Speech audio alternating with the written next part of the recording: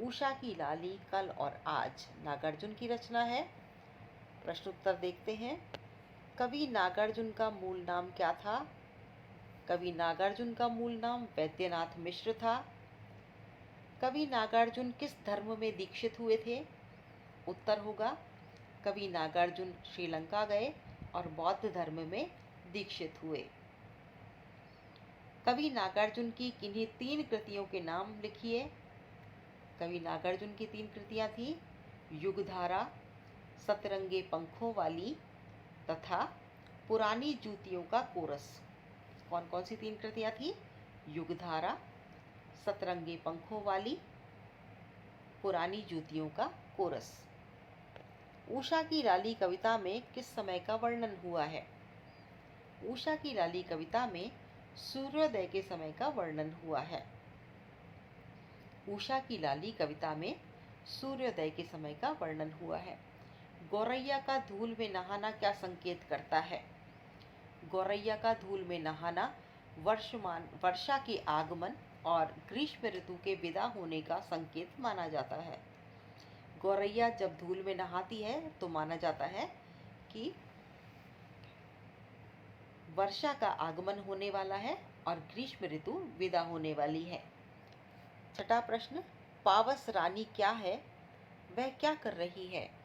उत्तर है पावस रानी वर्षा ऋतु को ही कहा गया है। वह वर्षा की बूंदे रूपी पायल बजाती हुई नाच रही है। पावस रानी वर्षा ऋतु को कहा गया है। वह वर्षा की बूंदों रूपी पायल बजाते हुए नाच रही है। कविता उषा की लाली में हिमगिरी किसे कहा गया है? उषा की लाली कविता में बर्फीले शिखरों वाले हिमालय को हिमगिरी कहा गया है। बर्फीले शिखरों वाले हिमालय को हिमगिरी कहा गया है। खेतों की मिट्टी पथराई हुई क्यों है? ग्रीष्म ऋतु के प्रखर ताप से खेतों की मिट्टी पथराई हुई थी, अर्थात एकदम सूखी और कठोर हो गई थी। प्रश्न नंबर 9, वर्षा काल में किसकी शहनाई लगातार सुनाई देती है? उत्तर है वर्षा काल में झींगुरों की शहनाई सुनाई देती है। वर्षा काल में झींगुरों की मधुर स्वर लहरी रूपी शहनाई लगातार सुनाई देती है। प्रश्न संख्या 10 है, विदा हुआ समेट कर अपने लाभ लश्कर कवि ने ऐसा किसके लिए कहा? उत्तर, वर्षा ऋतु के आगमन पर कवि ने ऐसा ग्रीष्म ऋतु के लिए कहा है। लघुत्तरात्मक प्रश्न है, वर्षा ऋतु के आगमन पर प्रकृति में कौन कौन से बदलाव आए हैं? उत्तर है वर्षा ऋतु के आगमन से आकाश में बादल उमड़ने घुमड़ने लगे, सूखी धरती हरी हरी होने लगी, धरती पर नए नए अंकुर आ गए, मेंढक धरती से बाहर निकलकर टर टर टर्राने लगे, झींगुरों की मधुर स्वर लहरी सुनाई देने लगी, मोर जोरों से कूकने लगे और नाचने लगे, प्रकृति में नई जान आ गई। ग्रीष्म में सूख कर काली पड़ी दूब की शिराओं में रक्त प्रवाह होने लगा और ग्रीष्म चुपचाप अपना सामान समेटकर विदा हो गया। 12 नंबर प्रश्न, उषा की लाली कविता में शिशु रवि के आगे बढ़ते ही प्रकृति की छवि कैसे बदल गई? उत्तर है उषा की लाली कविता में कवि नागार्जुन का प्रकृति प्रेम सहज रूप से व्यक्त हुआ है। उषा की लाली पढ़ते ही हिमगिरी के कनक शिखर निखर उठते हैं। जैसे जैसे बाल रवि आगे बढ़ता है, प्रकृति का सारा दृश्य ही बदल जाता है। कवि इस बदली छवि से इतना अभिभूत होता है कि उसे अपलक देखता ही रह जाता है।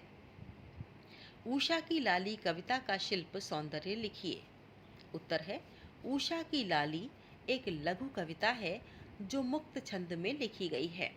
इसकी भाषा सहज, सरल और तत्सम शब्द प्रधान है। इस कविता में प्रकृति का मानवीकरण देखते ही बनता है। इसमें लयात्मकता है, संक्षिप्तता है, मधुरता है, गेयता है और समरसता इसकी विशेषता है। 14 नंबर प्रश्न, कल और आज कविता में किसान प्रकृति को क्यों कोस रहे हैं? उत्तर है प्रकृति के नियमों के अंतर्गत ही ऋतु परिवर्तन होता है। जब भयंकर गर्मी पड़ने लगती है तो खेतों की सिंचाई के लिए पानी का अभाव हो जाता है। गर्मी के कारण खेतों की मिट्टी कठोर हो गई और धान की बुवाई नहीं हो पा रही थी। इसमें किसान बड़े हताश हो रहे थे। उन्हें परिवार के पालन पोषण की चिंता सता रही थी। इसी कारण वे प्रकृति को कोस रहे थे। प्रश्न 15। ग्रीष्म की भयंकरता से क्या क्या दृश्य दिखाई दे रहे थे? उत्तर है ग्रीष्म की ऋतु के कारण गौरैया धूल में नहाती थी। खेतों की मिट्टी सूखकर पत्थर जैसी कठोर हो गई थी। किसान वर्षा नहीं होने से बहुत चिंतित और निराश थे। मेंढक धरती के भीतर छिपकर ग्रीष्म के ताप से बचाव कर रहे थे। बादल न होने से धूप तथा धूल से युक्त आसमान बड़ा भद्दा लग रहा था। 16। उषा की लाली कविता के आधार पर बताइए कि कवि अपलक क्या देख रहा था, क्या देखता रह गया? उत्तर है इस कविता में कवि ने उषाकालीन प्राकृतिक सौंदर्य का वर्णन किया है। कवि कहता है कि सूर्योदय से पहले ही हिमालय की बर्फ से ढकी चोटियों का सुनहरा रंग उषा की लाली से और भी निखर गया। इसके बाद शिशु जैसा लगने वाला सूर्य आकाश में थोड़ा सा उठा और सारी दृश्य शोभा बदल गई। प्रकृति के इस पल पल परिवर्तित हो रहे दृश्य पर मुग्ध होकर कवि उसे एकटक देखता रह गया। प्रश्न संख्या 17 है, कवि ने उषा की लाली से जादुई आभा किसे कहा है? उत्तर है कवि ने निरंतर रूप बदल रहे सूर्योदय के समय के प्रकाश को जादुई आभा कहा है। उषा काल के समय वह लाल था। सूर्य जब क्षितिज से झांका तो वह सुनहला हो गया। यह दृश्य किसी जादू के खेल जैसा प्रतीत हो रहा था। इसी कारण कवि ने इसे जादुई आभा कहा है। प्रश्न 18। कवि ने हिमगिरी के शिखर को कनक शिखर क्यों कहा है? उत्तर कवि ने हिमगिरी के शिखर को कनक शिखर इसलिए कहा है कि प्रातःकाल उषा की लालिमा जब हिमालय की चोटियों पर पड़ती है तब उन चोटियों का रंग स्वर्ण जैसा हो जाता है। ऐसा लगता है कि प्रकृति ने हिमालय पर स्वर्ण ही स्वर्ण बिखेर दिया है। इसीलिए हिमगिरी के शिखर स्वर्ण शिखर से लगते हैं। 19 प्रश्न। कल और आज कविता में कवि नागार्जुन ने ऋतु चक्र का सजीव वर्णन किस प्रकार किया है? उत्तर है कल और आज कविता में कवि नागार्जुन ने ऋतु चक्र का अत्यंत सजीव वर्णन किया है। वर्षा ऋतु प्रारंभ होने से पूर्व अर्थात कल से प्राकृतिक परिवेश का वर्णन करते हुए कवि कहता है कि अभी कल तक हताश निराश किसान मौसम को गालियां देते थे, उसे कोसते थे। अनाज उगलने वाली खेतों की मिट्टी सूखी और पत्थर के समान कठोर थी।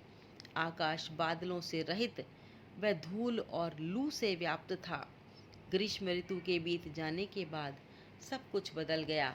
वर्षा की बूंदें छम छम करके गिरने लगीं। झींगुर उसकी अगवानी में शहनाई बजाने लगे और मोर नाचने थिरकने लगे। ग्रीष्म ऋतु अपने डेरे तंबू समेटकर विदा हो गई। प्रश्न 20। कवि नागार्जुन ने कल और आज कविता द्वारा क्या संदेश दिया? कवि नागार्जुन ने कल और आज कविता में प्रगतिशील विचारधारा को व्यक्त किया है।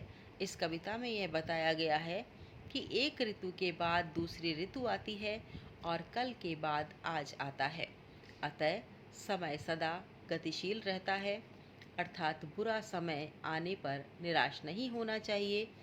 बुरे समय के बाद अच्छा समय अवश्य आता है, इसलिए अच्छा समय आने पर उसका सदुपयोग करना चाहिए। सामाजिक जीवन में खुशहाली बनी रहे, इसका प्रयास करना चाहिए। तो ये तो थे आपकी पाठ्य पुस्तक से संबंधित प्रश्न।